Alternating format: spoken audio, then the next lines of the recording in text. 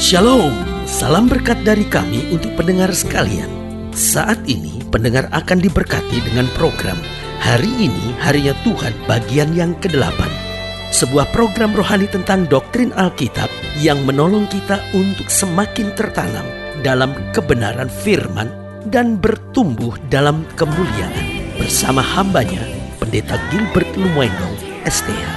Banyak orang merasa doktrin Alkitab sebagai sesuatu yang membingungkan. Tetapi tahukah saudara bahwa doktrin Alkitab intinya adalah memahami Alkitab dengan benar, dengan pemahaman yang sistematis, sehingga kita terus dapat tertanam di dalam kebenaran firman, sehingga kita terus bertumbuh di dalam kemuliaan Allah.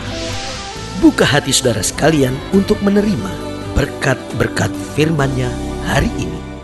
Allah yang kita sembah adalah Allah yang adil, dan bukti keadilan Tuhan bahwa Dia memberi upah dengan sungguh-sungguh. Nah, pertanyaannya, siapa yang akan mendapatkan upah dari Tuhan? Loh, buat saya sebetulnya sederhana, setiap orang mendapat, baik yang benar maupun yang jahat. Nah, upahnya apa? Yang benar adalah upah kebaikan, yang jahat adalah upah teguran dan bahkan pukulan dari Allah. Karena Alkitab berkata, barang siapa yang kukasihi, ia kuhajar dan kutegur. Nah, tetapi siapa yang mendapatkan upah yang baik ini atau upah yang positif ini? Yang pertama saya pelajari, yaitu bagi yang sungguh-sungguh mencari Dia. Ada banyak orang berkata, lu saya di gereja, tapi kok kayaknya saya nggak diberkati Tuhan gitu ya. Lu pertanyaannya sederhana, saya sungguh-sungguh nggak mencari Dia. Ada banyak orang kelihatannya mencari Tuhan, tapi sebetulnya cuma mencari berkat, cuma mencari kesembuhan, cuma mencari mujizat. Sehingga buat dia cuma sederhana, kapan ya saya dapat mujizat, kapan ya saya dapat mujizat. Itu sikap yang sangat keliru, karena kita harus sungguh-sungguh mencari Dia. Artinya apa? Pokoknya saya mau hidup dekat dengan Tuhan, karena pasti waktu kita dekat dengan Tuhan kita pasti terima mujizat. Tapi kalau kita cuma cari mujizat, belum tentu kita ketemu Tuhan. Jadi siapa yang mendapat upah dari Tuhan? Bagi yang sungguh-sungguh mencari Dia, ini akan menerima upah dari Tuhan. Yang kedua, yang akan menerima upah dari Tuhan, kapan Tuhan memberi upah? Itu bagi yang menyangkal diri dan pikul salib. Karena ketika seorang berkata kepada Yesus, "Guru, aku mau ikut Engkau kemanapun Kau pergi," Yesus berkata apa? Barang siapa yang mau ikut aku, ia harus pikul salib, sangkal diri, dan baru ikut aku. Jadi dari sini jelas Alkitab mau tekankan bahwa gak ada jalan lain. Kalau kita mau ikut Tuhan, kita harus menyangkal diri, kita harus pikul salib. Dan Tuhan memberi upah berdasarkan penyangkalan diri dan keberanian kita memikul salib itu. Sehingga kadang-kadang kita pikir, aduh ikut Tuhan kok berat ya, aduh ikut Tuhan kok susah ya. Kita harus setia aja dulu, karena Alkitab sudah janji kalau kita setia dalam perkara kecil, Tuhan berkati kita dalam tanggung jawab yang lebih besar. Artinya apa? Kalau kita berani dengan ketulusan menyangkal diri dan pikul salib, maka kemudian yang akan kita alami anugerah kasih karunia dan berkat yang sempurna Tuhan nyatakan buat kita. Yang ketiga, siapa yang akan menerima upah? Tuhan akan memberi upah bagi yang setia melayani Dia. Tidak semua orang yang melayani Tuhan akan diupahi, karena ada orang yang melayani Tuhan hanya karena uang, ada orang yang melayani Tuhan hanya karena mau cari pasangan teman hidup, ada banyak orang yang melayani Tuhan hanya karena ya sekedar mengisi waktu luang lah gitu ya kan. Ada banyak orang yang mau melayani Tuhan hanya untuk mencari nama supaya orang lihat nih, saya ini orang pelayanan. Itu kan orang-orang munafik saudara ya kan. Tetapi siapa yang mendapat upah dari Tuhan? Yaitu mereka yang setia melayani Dia, yang berani berkorban dalam pelayanan, yang gak hitung-hitungan sama Tuhan, yang dalam korbannya dia berkata, Tuhan, saya bisa melayani Tuhan, ini adalah anugerah yang luar biasa. Oh saudaraku yang kasih dalam Tuhan, yang akan menerima upah dari Tuhan adalah mereka yang sungguh-sungguh mencari Dia, mereka yang menyangkal diri dan pikul salib, mereka yang mau setia melayani Tuhan, dan mereka yang mau jadi saksi Tuhan dengan tulus. Mungkin dia bukan seorang hamba Tuhan, mungkin dia gak pelayanan di gereja, tapi dimanapun dia ada, dia mau ngomong tentang Tuhan. Karena itu saudaraku yang kekasih dalam Tuhan, ingat, kita bukan cari perkenanan manusia, kita bukan cari pujian dan kebaikan hati manusia. Pokoknya kita pandang Tuhan saja, kita sungguh-sungguh mencari Dia, kita menyangkal diri pikul salib, kita setia melayani Dia, kita menjadi saksi Tuhan dalam segala perkara, dan kita akan membuktikan buktikan sendiri bahwa Allah kita tidak buta, Allah kita tidak tuli. Kita yang sungguh-sungguh berkenan kepadanya akan menerima upah yang luar biasa. Sehingga Yesaya berkata, hakku terjamin pada Allahku, dan ada upah bagi mereka yang sungguh-sungguh mencari Dia. Haleluya. Selamat datang dalam program kita hari ini, harinya Tuhan. Sebuah program rohani yang kembali mengingatkan kepada kita betapa pentingnya kita menjadikan firman Tuhan sebagai dasar keseharian hidup kita. Karena selama kita jadikan firman Tuhan sebagai dasar keseharian hidup kita, langkah-langkah ke depan kita penuh dengan kepastian, kemenangan, berkat, mujizat, dan perkara-perkara besar. Haleluya. Dan dalam program ini kita sedang mau membahas tentang ada upah. Nah, ini yang paling penting, sehingga orang boleh bicarakan apapun tentang kita, masalah boleh seberat apapun menerpa kita, tetapi kita tahu dari Tuhan ada upah yang tersedia untuk jerih payah kita. Haleluya.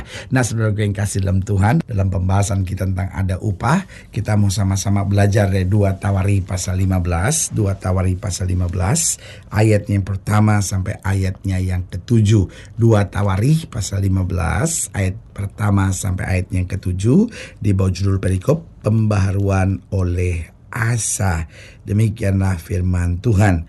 Asaria bin Oded dihinggapi roh Allah.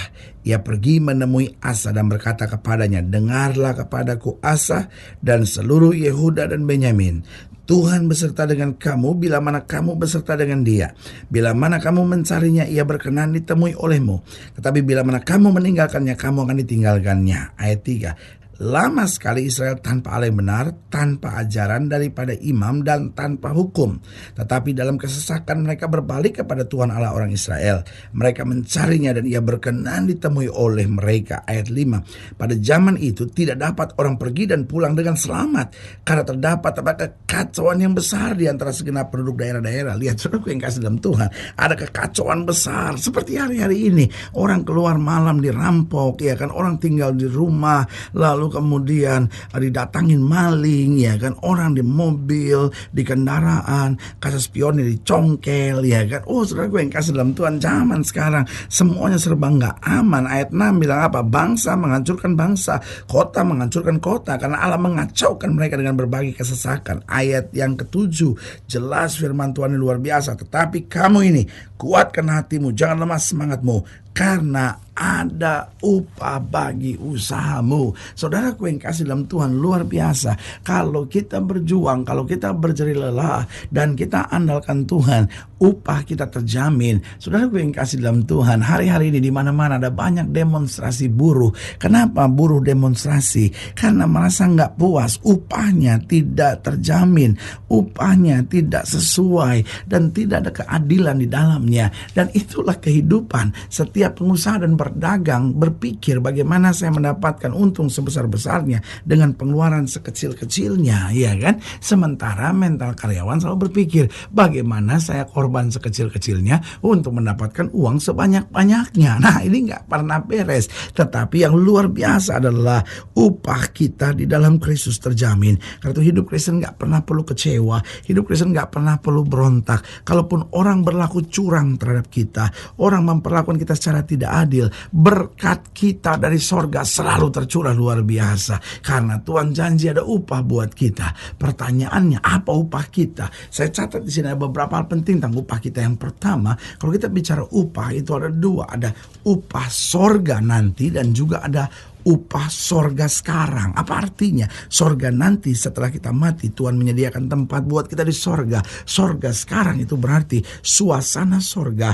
damai sorga, berkat sorga sudah kita terima sekarang sementara kita ada di muka bumi. Haleluya. Karena itu saudara yang kasih dalam Tuhan, mari kita dekat dengan Tuhan, mari kita mencari Tuhan, mari kita sungguh-sungguh, mari kita ikuti ajaran dan perintah Tuhan. Kenapa?